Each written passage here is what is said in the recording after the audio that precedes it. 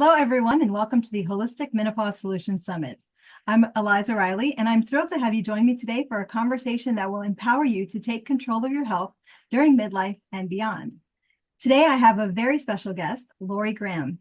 Lori is a 67-year-old advocate for healthy aging with an impressive background as a retired occupational therapist, holding advanced degrees in exercise science and nutrition, along with certification in functional medicine. Over the past decade, she has dedicated her career to helping women navigate the unique challenges of aging, focusing on weight management, hormonal balance, and personalized health solutions. Known for her holistic, science-backed approach, Lori inspires women throughout the menopausal transition to embrace this journey with confidence, vitality, and a renewed sense of purpose. Welcome, Lori. Thank you. Thank you so much for this opportunity. And I think it's just so important that we give women a sense of what they can do so they feel empowered to make better choices for themselves and maybe even know how to navigate medicine better. Absolutely, absolutely. And I'm so excited to talk about your upcoming book. You've titled it Dysfunctional Medicine, which is certainly attention grabbing. What inspired you to write it? So I have a rich background. I was raised in the 60s and 70s, and I thought it was normal for medicine cabinets to have drugs in them, like in your house. That's the way I grew up. And my mother, actually, she became my subject for my project for functional medicine. You had to do a study on one person, like what did you do with this patient? But I wasn't her nutritionist, but it was the best thing I could pull because she had colitis, she had migraines, she ended up with a twisted renal artery, and then she ended up, and that was undiagnosed, so they dug in her teeth for a long time. Okay. And then she ended up with Lou Gehrig's disease. And while I thought by the time they diagnosed that, they probably did the right thing, she ended up one day in so much pain in her gut that the doctor at our local hospital said, we could do surgery, but she'd end up on an iron lung. And honestly, I knew my mother didn't want that. She had talked to me about these things, right? And so I said no. And, they put her in hospice and they gave her painkillers and, so it went. And, but getting from colitis, and how many people now are just given drugs and nobody looks for the root cause and nobody looks to prevent it or find solutions. And so that's, that whole approach to things that can be fixed with diet and lifestyle modifications just doesn't exist in our country in traditional medicine. I so agree. And I think that so many of us watching, myself included, have similar stories where we've watched someone get sick, go to the doctor, do everything that the doctor says to do, and still die or still, get worse or still, not feel good in their bodies. And yeah, it's really disheartening. And it's interesting, I think, whenever you start to step back from that and look at the big picture, look at the big picture of health, look at the root causes that are not being addressed. Right. So in your book, I apologize, I lost my place. So you've coined the term dysfunctional medicine. Can you explain what you mean by that and why it's particularly relevant for women in midlife? I have a very strong opinion about this. So, I hope, and I do not mean to offend anyone in the conventional space, but medicine is rigged in the sense that there are deep pockets everywhere. When I was an OT for like 38 years, every single couple of years, things were different with Medicare and how much care patients would get. And I did home care for a long time. But, the other side of it is you look at big pharma, you look at the influence. They basically fund medical schools. You look at doctors, they write prescriptions all day. That's all they know. Everything has become a 1, 2, 3. You have this, we do this, and if you veer from that, then you might lose your job. So, but then I had a real hands-on experience from 2002 to 2003 for a year. I had a year-long contract with a hospital in the Northeast, and I knew the CEO, and I worked with his cousin, and all good things happened. And he wanted to build in a functional medicine department in his hospital system. And first of all, I was the only certified functional medicine practitioner that was hired. They had already had the team of players. And the doctors were really good doctors, but they weren't certified in functional medicine. And in my experience training in functional medicine, being somebody who kind of walked the talk before I even got certified, I was well respected by the doctors that were seeking certification. So this was unusual to me because I know I'm not a doctor. I'm not looking to be a doctor. But if I say I can be a bridge between you and functional medicine until you really feel qualified as a functional medicine practitioner, that's what I thought I would be. I thought I was setting up infrastructure. And that's number one. Number two, I kept watching our doctors referring out for like GI doctors visits. And I kept saying, but you can handle this in the office. This is what patients come for. They don't want to go for another doctor's appointment. But what happens in medicine is doctors make their salary, but then they make not commission, that's probably not the right word, but there's extra money that they make when they refer in the network. And then all these wonderful laboratories that functional medicine practitioners have been using for the last 15 years, they're all vetted by the entire functional medicine community. And the organizations like A4M and IFM, they're all vetted, right? No, everything had to go through pharmacy. Everything. And it didn't happen in my year being there. They actually ended up bringing in a doctor thinking that he could do it. And it still, from what I understand, took another 6 months until they got some of those functional medicine labs in. It had to be, they wanted to do it like through Quest or LabCorp. They wanted, and the beauty of some of the functional medicine labs is the way they're presented is educational for patients. It's not just a black and white, these are the numbers.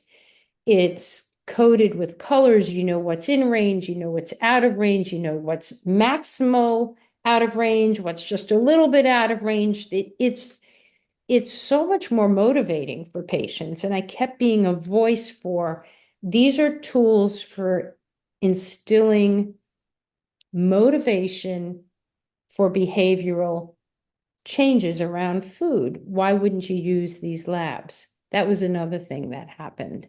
Right. And, I ultimately just kind of sequestered myself and we ran groups. That was the other thing. The CEO really wanted me to run weight loss groups.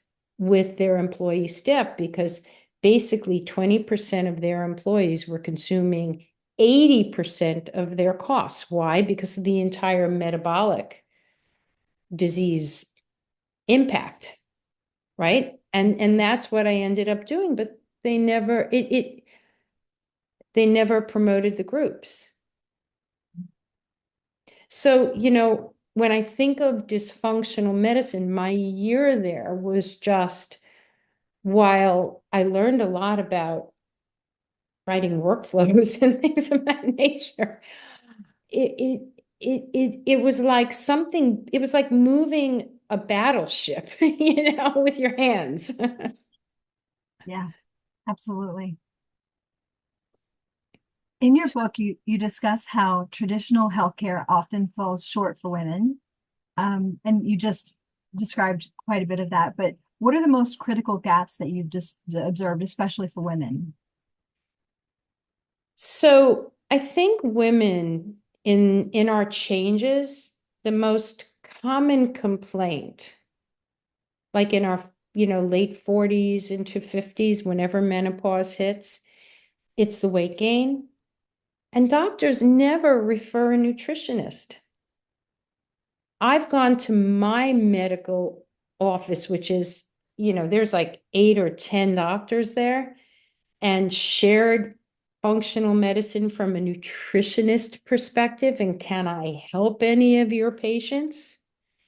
And they know I'm like a triathlete and I'm very active. And this was several years ago. It was probably about 5 years ago. I haven't seen a referral.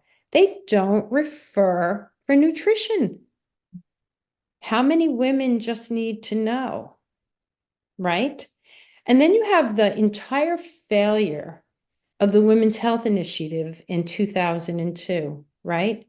Where we basically kept women from knowing the truth about estrogen.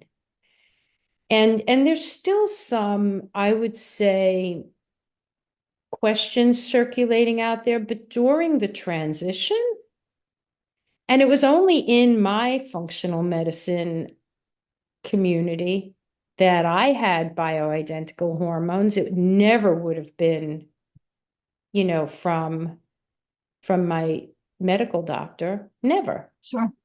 right? Yeah. That And initiative so, really caused doctors to stop even considering it for women, not looking at the woman as an individual, but just, across the board doesn't work. It's going to kill you and stay away from it. right, It's, right. yeah. Yeah.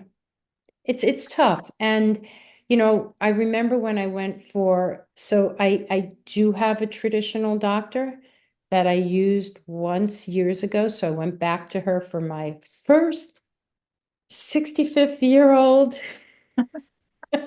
visit. And I said, let's see. And now, again, I'm a triathlete. You know this about me. The first question she asked me was, did you lift up the rugs in your house? Okay. Why? Do I look like I'm going to take a fall? Wow. And so everything has been what the computer is telling us to ask you. Oh, and you should be on a statin because your cholesterol is high. Well, how about, did you look at my C-reactive protein? Did you look at any oxidization factors? Did you look at fibrinogen? Did you look at my triglycerides? Right. Okay. Yeah. Like it's a complete picture. And I will, the last year I went with my list of, instead of doing a Boston Heart Lab, because there were some changes about, like I used to be able to order it for myself. I can't anymore. So, at any rate, so, and my functional medicine practitioner, would order it too. But I said, oh, I'll do it on Medicare's dime, right? So we know LabCorp has the cardiac IQ. So I pulled off all the labs I wanted run. I don't think Medicare will pay for that. I don't think Medicare will pay for that. I don't think. Do you know I did not get a copay on my medical? Okay. So please.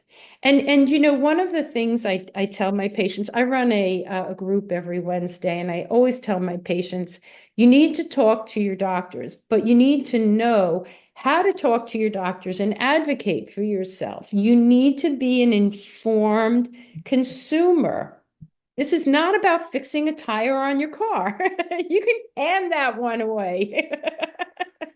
I completely agree. I think one of the biggest travesties that have happened in the medical realm is that we have given all of the power to people who are not necessarily interested in making us better, Right. making us feel good, making us healthy.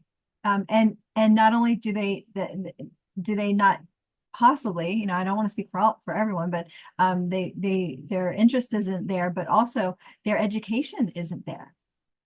No, they're not educating themselves in what's shifted. If even if a medical doctor would listen to some podcasts, they'd get an inkling that maybe cholesterol isn't the whole story, and yet it's still the whole story. Cholesterol goes up in menopause. Why? We're not making our estrogen. It's going to try to make it from your fat cells, but like there's no curiosity Mhm, left. There's no thought about why. mhm, Why is this happening? mhm. Absolutely. I've long one of my mottos for many, many years has been, if your doctor doesn't know why you're sick, how can they make you healthy? Right, Because they may know what's going on or what the symptom is, but if they don't know the root cause, they can't actually make you healthy. But anyway. right, right, right, right, You right. mentioned in your work that perimenopause is often a tipping point for many women's health issues. Can you elaborate on why this time of life is so critical? So can I share my story? Yes, please. So I was always a very close to the earth eater. And I've cycled through raw veganism and through veganism and then vegetarianism, and I oftentimes say to people, the rules change every decade. And they do kind of. And maybe it's not every decade, maybe it's every 5 years. So I was doing home care when I was in the throes of menopause, and it was stressful. I would be like seeing 10 patients a day and driving and hitting traffic. And so I had this cute little deli on the drive up to Ridgefield from where I live in Stamford, Connecticut. And I used to love their bran muffins. Now, I always loved a bran muffin, but I didn't eat bran muffins. But, there I was. I tried their bran muffin one day. And so twice a week, I had this bran muffin. I'm sure that didn't help. And, I found myself 13 pounds heavier. Not a lot. I don't have the genetics for that. And I ultimately did a detoxification, and I got really super clean about how I ate, and the weight just fell off. Okay. So I think that's probably the biggest concern for women, because you're young enough that you don't start feeling horrible in your body, but you might. Mhm, You might. And honestly, when I think about it, I'm probably 17 years ish, 18 years ish in menopause. So our world is really different now.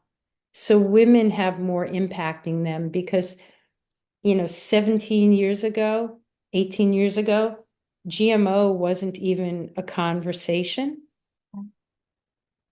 we knew about plastics, but we weren't listening quite as much, and our world is far more toxic. So we have these, so, honestly, and I saw this trend in home care. It used to be that people didn't break their hips till they were 70, maybe 75, and it was happening, like arthritis was happening in people's 50s.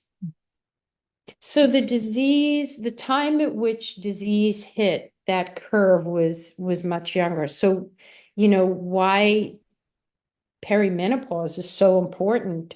Listen, your kids are probably teenagers now. Media is the way it is. They're hearing things about diet and exercise, like a lot of kids hear it. And by the time they're teenagers, they're interested in it for themselves.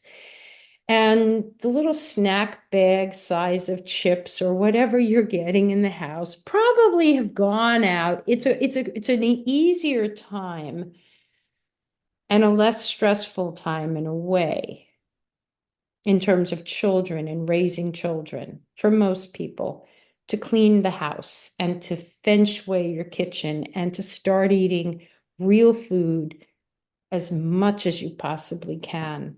And I think because I sailed through menopause with one hot flash, Wow.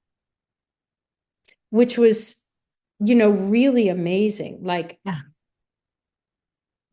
Like it happened, and then I thought, oh, that's what that is, you know, in a lobby of a restaurant in New York City, and and the heat was coming in. So for a second, I wasn't sure if it was me or the heat coming in. All right. At any rate, one hot flash. Like I said, oh, now it's starting. I never got another hot flash. So I look at my journey and I go, well, why is that? Well, I ate real food, except for the bran muffin period of time, but everything else was real. Plant-based, plant forward, not plant-based, plant forward. Um, and I'm not necessarily someone who promotes veganism, but I do promote grass-fed, free range, wild, organic. I promote all of that, the color of the rainbow and plant forward for most people. Um, I exercised, and I really think that's why I sailed through menopause. And I think every woman can have that. I really do, unless you have a serious hormonal issue like PCOS or Sure. something like that. Yeah. And I think for most women, unless there's been some sort of a major diagnosis like that, um, we don't realize the overarching like experience of just making small changes, just Right. adding a few more vegetables, just switching from conventional meats to grass-fed meats. Just those little changes can make Right. such a huge difference in how you feel. And I think women think that, it's too expensive. But the Mhm. truth is, you don't have to buy the steak. You can buy the grass-fed beef. You can try the grass-fed bison. You can buy chicken, and you don't have to eat an 8-ounce steak. You can have a 4-ounce steak. And I also think women tend to do better in perimenopause eating lower carb. Mhm. I just think that it cleans up our diets quite a bit. Mhm. But I don't think we should stay. I think different ways of eating, if you restrict for short periods of time, can have a profound impact on your physiology. And so it's therapeutic, but it doesn't mean that you have to eat low carb the rest of your life. In fact, while eating keto was extraordinarily popular for a period of time, and it still is popular therapeutically and this is another issue that happens for women, by the way, the insulin resistance that goes along with menopause. And it does happen to a great many women. And so eating keto can be great for that, but that you use it therapeutically, Mhm. and I'm a big voice for that. Absolutely. In your book, Dysfunctional Medicine, you discuss how certain chronic conditions are frequently misdiagnosed in midlife women. Which conditions should women be most aware of?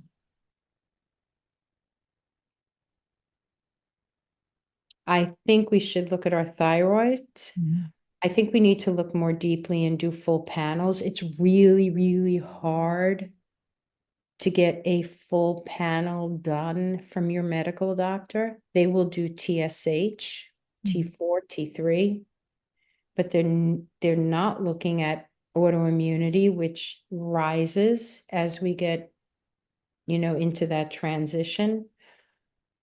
I think that's the biggest one, but I also think our GI health, our immune function is centered in our gut.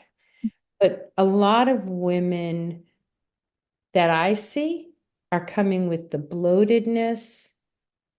And then there's the fatigue, the mental fog, the and when I say fatigue, I mean like maybe I don't feel so good when I get up in the morning, but I think it's normal. And our doctors are telling us it's normal. And that's the huge mistake. And before you ask me what's the answer. So one thing that women can do is look for a functional medicine practitioner. But there's also a lab company called Personal Labs, and they'll run you pay for it yourself. It's a fraction of the cost. And then if you see a problem, then you reach for help, and look for glandulars maybe before you look for a synthetic. And certainly our gut health is so intricately entwined with Hashimoto's disease, and the doctors are not measuring the TPOs and the thyroid antibodies. They're not. Sure. Right. So that's the biggest thing that I see. But also, doctors are telling women, suck it up. This is how you should feel, which is so dishonoring, especially when somebody's motivated to change. Absolutely. Yeah, absolutely. Right. So, Lori, as we wrap up, Yeah, three things every woman over the age of 40 should know about advocating for herself, for her health. I love that question. I love it. So, the first thing, do your research. There is an abundance of great podcasts. There's Google Doctor. Don't get caught in the blogs. Well, not, I don't mean the blogs, the conversations, that lay people are having. Listen to what professionals are saying. And also you can add on functional medicine approach so that you're more educated, so that when you go into the doctor, you're asking for some more labs. Like, know to ask about your vitamin D, you know, know to ask about homocysteine so that we understand if we're even heading in the direction of cardiovascular disease. Ask for C-reactive protein, read about these things, follow people that you feel comfortable with. Mhm. Absolutely. I think that was more than three, but the big thing is, and I also think be careful about, this is the other thing I would say, be careful about following other people's suggestions on what supplements you can take. or should take. Um, I think it's always best to do a micronutrient exam. And I think why those are wonderful is if you're not extracting adequate nutrition from your food, then you need to supplement for that, but then you also need to you need to really cover yourself in terms of your GI health, because our GI health does decline as we get older. Our digestive enzymes aren't as strong, especially HCl, which digests our protein. So I think we need to really consider some of the implications of that, because like the other thing that happens in our menopausal years, which will lead to the third thing I'll talk about, is our bones get weaker. And so I really believe in exercise. I really believe in weight training for women. Muscle is the currency, for longevity. Yeah, I love that. I completely agree with all of your points, and there were so many of them. Lori, it has been such a pleasure having you here today. Before Thank we you. close, could you share with our audience how they can connect with you and stay informed about your work? Sure. Well, I have a website called Nutrify Your Life, and it's spelled Nutrifyour, and then Life. So it's one word, no double Y, .com. And I'm also on Instagram, which is Lori, Lori Graham, Graham, 1156, 1156, my birth year. And those are the two best ways to follow me. Yeah. Wonderful. And do you have a resource that might help our audience get started on their journey? Yeah, I do actually. And I have a 7-day metabolic flexibility food plan. And I developed it really for a patient years ago, which is kind of funny, that had done a weight loss plan with me. And she just really wanted to know what she should eat every single day. So, what's nice about this book, there's been lots of research about fasting for women where you can fast on food. And so I have 2 days during the week that you do that, and 3 days during the week you eat keto, and then you do carbs on the other 2 days. And there's lots of great information that'll open the door to the world of a functional medicine practitioner. And so I'm offering that, and you'll link to that page. I will. Yes. Right. Yes. It's brilliant. Thank you. Thank you so much for your generosity. I'm sure our audience will really appreciate Thank you. utilizing that. Yeah, no, that's fine. I'm thrilled. Yeah, me as well. Like, thank you again for sharing your expertise and your encouragement today. For everyone listening, I hope you feel empowered to take that first step, whether it's connecting with Lori, reading her book, or simply advocating for your health. Stay tuned for our next speaker, and remember that you're not alone on this journey. Thank you for being part of this conversation, and I look forward to seeing you again. Take care and be well, everyone.